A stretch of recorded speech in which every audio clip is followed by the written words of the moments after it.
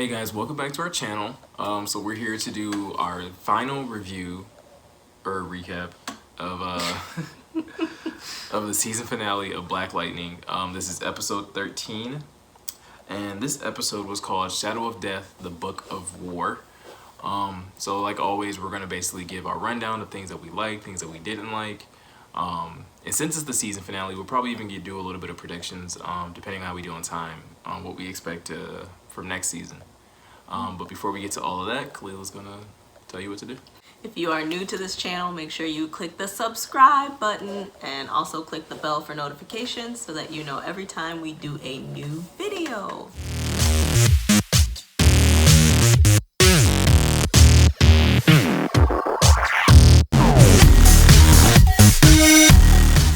So, season finale.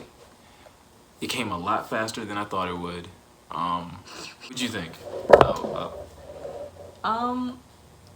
Alright, don't be mad at me guys, but I don't know, it was kind of disappointing. It was like not a season finale. You know, season finales are supposed to be like, oh my gosh, I didn't know that was gonna happen, and it was kind of just like, oh, okay. It was like a soft season finale. It wasn't like a Flash or Arrow season finale. You know what I mean? I mean, yeah. I know what you mean. I agree. I think... Oh, you agree? Yeah, I actually did not like this episode. Yeah, like, you know, it started, like, when it started, I was just like, oh, man, they screwed it up. Like, as soon as it started, I just knew they screwed it up. No, I didn't. It wasn't the start at all. I thought the start was... You thought the start was good? I thought it was okay. I thought it just started off, like... No, I thought it was good. I mean... Because the idea was that we've heard so much about Jefferson's dad, and we hadn't really seen him at all. So I didn't have a problem with the start of the episode. I have a problem with it being the start of a season finale, because it feels like the episode should have been like kind of like somewhere in the middle. But I understand how they felt that it would fit, because this is the first time we've really seen Jefferson out of action. And so for those of you guys who haven't seen the episode yet, or just kind of recapping what happens, as you guys remember in the last episode, Khalil basically punches Jefferson in the chest, which basically causes Jefferson's heart to stop temporarily, until Jennifer basically jumpstarts it with her powers. So even though she basically saved his life, Jefferson still isn't, like, he's kind of like in this tiny coma type thing. He's still unconscious. And so while he's unconscious, he's basically having flashbacks of, you know, his time with his dad before his dad died. And I liked it because all of these shows do flashbacks in some form or fashion. Arrow started it, and they did a ton of them. They do less of them now, but they used to do a ton of them. Flash did a couple here and there, so it's not out of the norm. It's not like, it's kind of like in the DC mold, right? For their TV shows, for them to do some form of flashbacks. But I like this one because, like, the template of how it all looked. So it wasn't just like a flashback and, you know, this, that, and like, no, like they did the black and gray type or black and white type thing. And it was just like, it was a different type of feel, so that it made you feel like you weren't just doing a flashback, but that you were really going through a dark time in Jefferson's life, where he's, you know, or leading up to a really dark moment in Jefferson's life, which is him losing his father. So I didn't mind that aspect of it. That's actually probably the most enjoyable part of the episode, is seeing Jefferson go through these things and seeing, basically understanding that the man that Jefferson is has a lot to do with his father. It has everything to do with his father, basically. I like seeing where that quote came from too. Yeah. Or the chant or the mantra or whatever you want to call it. So motto, probably. Yeah. So I think for two reasons, right? One, it gives us great insight into Jefferson. You know, from the beginning of this season, we've just been led to believe that, look, Jefferson is just this great man, and you can almost mistakenly give Gamby a lot of credit, because for the most part, from what we know, Gamby raised him, you know, after his dad died. We haven't even seen Jefferson's mom at all, not even mentioned. No, she's not even mentioned. Even though in the comics they do say that his mom raised him and that Gamby more so helped. Maybe they'll address his mother in a future season, but But yeah, you could mistakenly think that Jefferson became this great man, this deep thinker, and this person that's all about impacting the community simply because of his upbringing from Gamby. But you see within these couple scenes throughout the episode, like Kalila said, like, his dad is the one who came up with that motto of, whose life is this? Mine. What are you gonna do with it? Live it by any means necessary. Like, that whole motto came from his father. His father used to make him say it. And so, like I said, one, it gives great insight into Jefferson as like the character and everything like that. But I think it also shows a good representation of, once again, I think that this show does a really good job, whether intentionally or not intentionally, addressing Black culture and basically showcasing the importance of fatherhood, not just in Black communities, but those of us who are being real, we know that is an issue in the Black community, is having good father figures. Not necessarily it has to be your actual father, but father figures. So to see a good father figure in this type of show, and somebody who, even when he would punish his son, he punished his son by educating him, by forcing him to learn and to take education very seriously, and teaching him to be forward thinking. So I thought that was, once again, that's just a really good concept of the show. I just think it's everything outside of that, though, that was not very well done. And not because I don't think, like, I think if this was an episode in the middle of the season... Yeah, I was about to say, if this was like an episode just, in the middle or whatever, that it would have been a very good episode. It's just not a season finale episode. Well, what I was going to say is basically, like, the way I end up feeling is that everything felt rushed. Wow, I feel like, because most of this season, like, this show felt so well paced. Everything seemed to go in a certain pace, and even when certain things happened that were a little shocking, you always felt like, oh, it could potentially lead into stuff in the future. Lady Eve's death is a good example. You feel like she died too prematurely, and I was kind of hoping, like, okay, well, maybe they'll pay that off later in the season. Tobias' sister dies in a way that's very sudden, and you're just like, okay, maybe they're going to pay that off later in the season. And they still potentially could in future seasons. They have a lot of wiggle room going in that direction, but it's just, so when you get to a season finale, though, there's a lot that's thrown at you in this episode, and it feels rushed. And I feel like they almost didn't know if they were going to have another season, so they were just like, okay, let's put all this stuff. But I feel like even if they weren't gonna have another season, they shouldn't have thrown all that stuff at us, I mean, obviously, we don't know what type of deals were worked out and things like that with CW, but it is really odd because 13 episodes is usually what I would expect from a show that, like, alright, usually at like a halfway point of a show, they know whether or not they're gonna renew the show. Like, after about, 6 episodes or so, they generally know, okay, based on on viewership and ratings and this, that, and the other, we're either going to renew the show or we're not. Right. And Black Lightning was doing amazing, so they had already decided to renew it. But usually what happens is if a show decides not to get renewed, then what they'll do is, they'll play only 13 episodes, or if there is more episodes, they'll play out the season, but you can clearly tell that there's a pace to the show, like, all right, we're just trying to hurry up and wrap this up so that we can get it off the air because it's not doing well. Yeah. And so with this show, I mean, because I didn't like it so much. I mean, I was trying to touch on some of the things. Honestly, I'll just touch on the things that honestly I just didn't like. That just showed are prime examples of them rushing things. So, somebody mentioned in the comments, we were talking the last episode about Khalil and his look and things like that, and so they did a better job. Honestly, with the wig, I don't know if they just placed it differently, but it was a lot better. It looked a lot better. It definitely looked like it fit him better. It fit him, yeah. It looks like it was growing from his head this time. Yeah. And so Khalil's character is from a character in the comics named Painkiller. And a part of this that made it feel rushed is that all of a sudden we're told that Tobias starts calling him Painkiller out of nowhere. Out of nowhere, yeah. And it's just weird.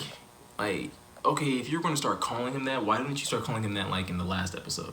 It would have been a good and then it's we have to get all this information. We start getting all this information that we should have got. Lala's tattoo man info, even though we already knew about that. There was a lot of speculation. He just said it just out of nowhere, tattoo man. Yeah, and a lot of things that I like. I mean, you guys can watch our previous episode or our previous review, and we were asking like, I didn't know Cyanide's name, you know. Yeah. And She all of a sudden talked a lot and in this episode. we talked about how she didn't really speak a lot this season, and then this episode she's talking a lot. Yeah. We're getting her name, we're getting her backstory, and it felt rushed, like oh, we haven't told anybody about these people, so we need to hurry up and tell people so that they know who they are before the season ends. And it's like y'all could have just, rolled that over to the next season. I mean, no, honestly, yeah, fine. really, we really could have. It's not like we're not gonna watch, right? But all these different things, like those are just prime examples between like a lot of the stuff with Tobias and his henchmen, I guess is what we're gonna call them, or his team.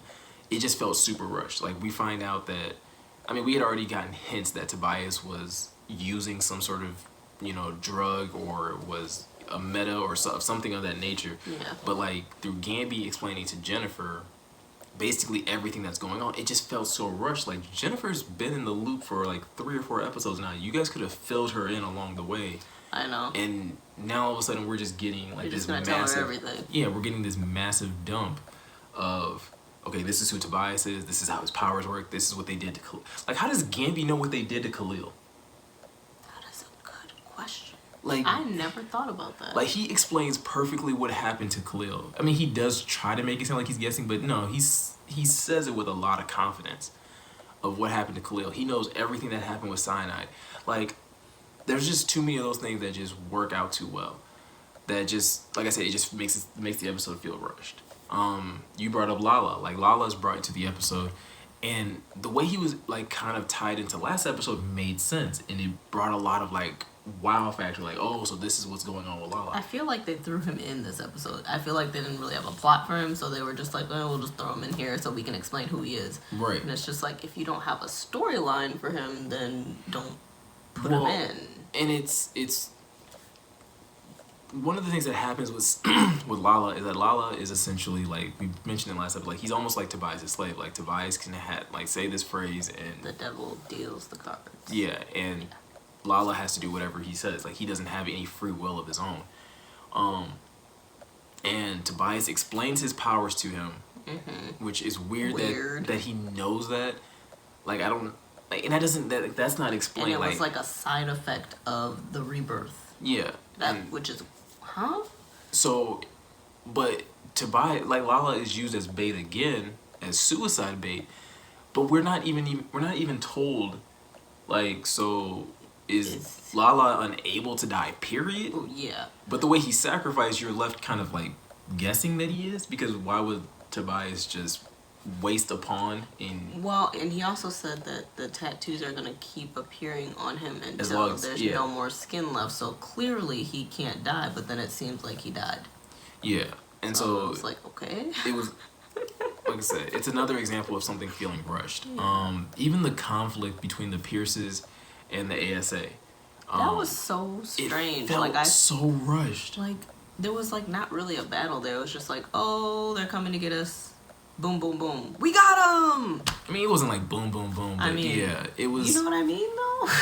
Like I said, it's a lot of the action that you would honestly expect in a middle episode. And in comparison to the other DC shows, like I have a serious problem with 13 episodes because I do feel like it was rushed.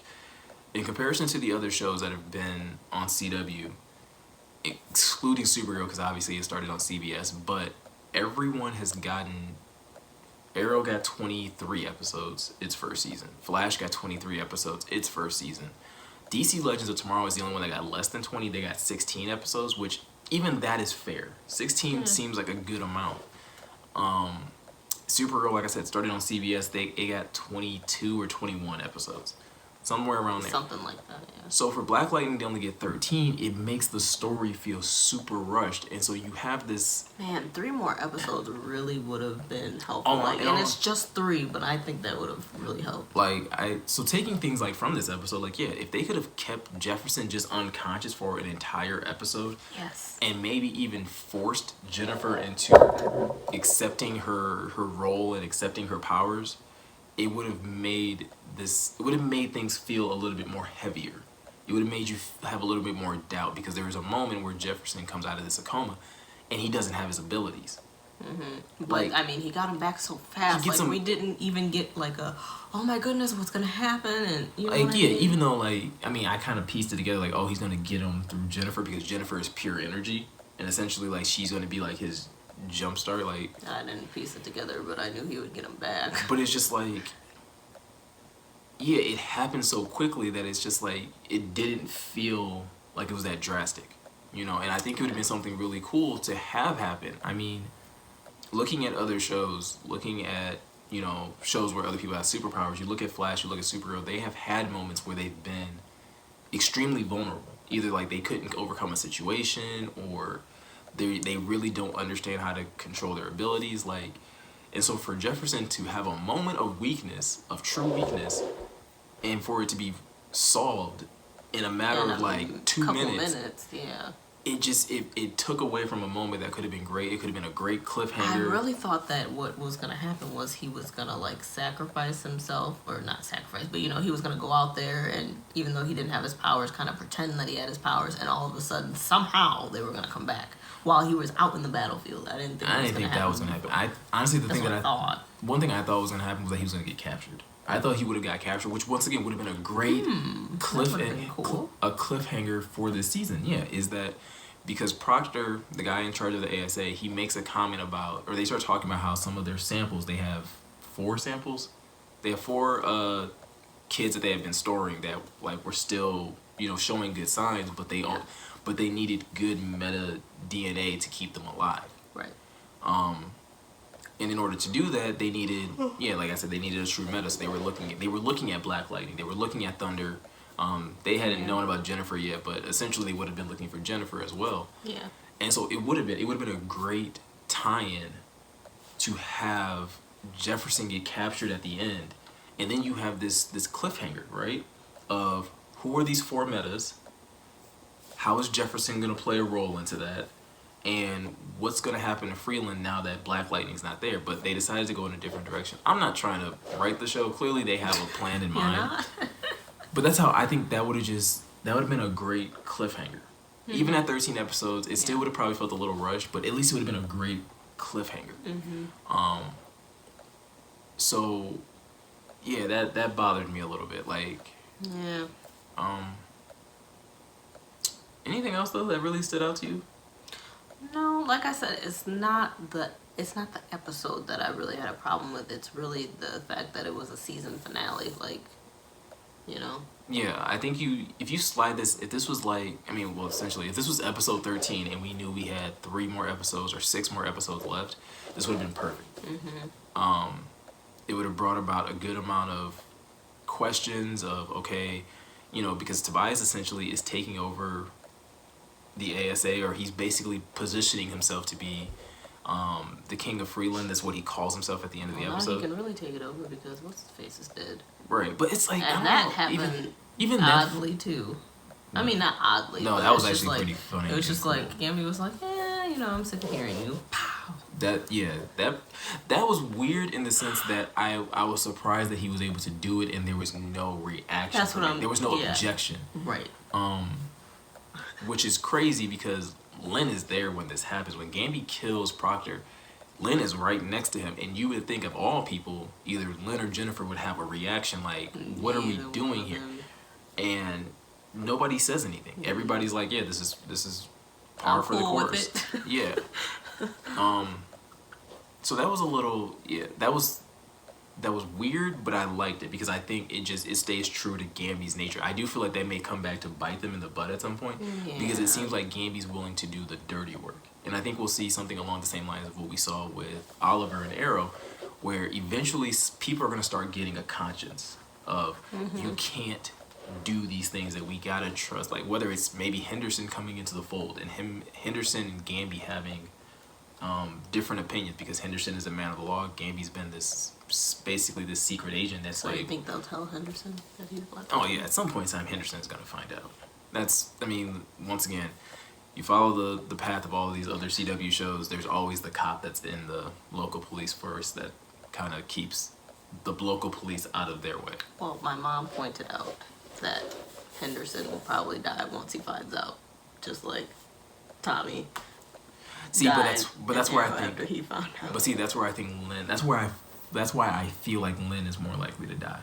And there was even a close call in this episode where he was like, yeah. we were like, she I might. I was like, oh no, you're right. But Jennifer saved her. Yeah, but I think if anybody bites the dust, I think it does kind of lean itself towards Lynn, because it's when we've seen people die or go away in these CW shows, it's always somebody of great importance to the main character. So with, like you said, with Tommy, like that was Oliver's best friend. Mm-hmm. He also lost Laurel, who was the love of his life. He's lost both parents. Jeez, Oliver's lost a lot of people. But everybody's been super close. Like, it's never been somebody too distant. Like, he could have lost Captain Lance, and it would have had the same type of effect on him. I keep thinking he's gonna lose Thea, and somehow she weasels her way back in. Well, because now that they've basically made her Speedy, they kind of can't. But that's true. So I think that does keep Lynn in the crosshairs, because she would have the most emotional appeal, like and most effect on all of the three heroes at this point. I don't want her to die. Even though I didn't really like her at first. Now I don't want her to die. But that's a lot of the, like I said, we touched on a lot of things that we didn't like. There are some things that I did like. I mean, we touched on, Jefferson's flashbacks with his father, Jennifer getting the hang of her powers, in a sense. I even liked, like, I know that seems rushed, but I like the idea that Jennifer almost feels like it's too easy. So maybe next season we see her being a little cocky with her powers, because she's just like, oh, I see that happening. Like, that could easily happen. It almost kind of happened with Anessa, but for like with Jennifer, it's much more likely because she has the exact same type of powers as her father. Yeah. So I could see them butting heads a lot. Yeah. Just being able to look at, like, oh, she's like, oh, I picked this up way before you did. Or being able to do things that, like, her dad was never able to really do. Yeah.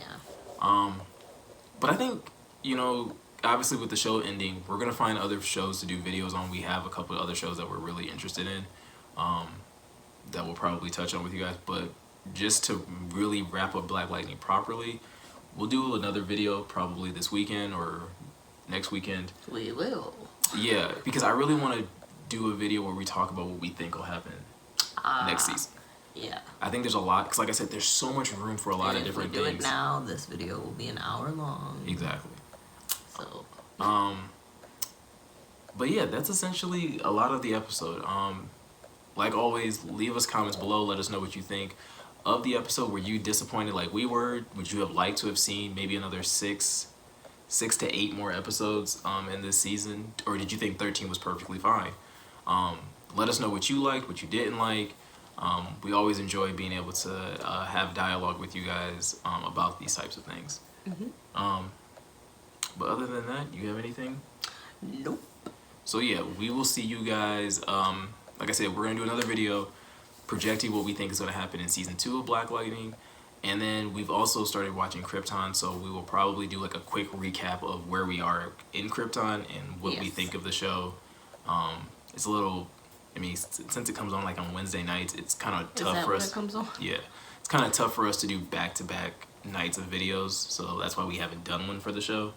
But we'll do one for that, just to kind of do like a quick recap of where we are, what we think of it, and even how it compares, because it's on Sci-Fi, how this type of show compares to what's maybe on CW.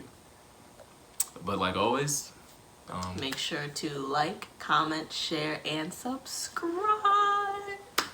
We will see you guys really soon. All right. Peace.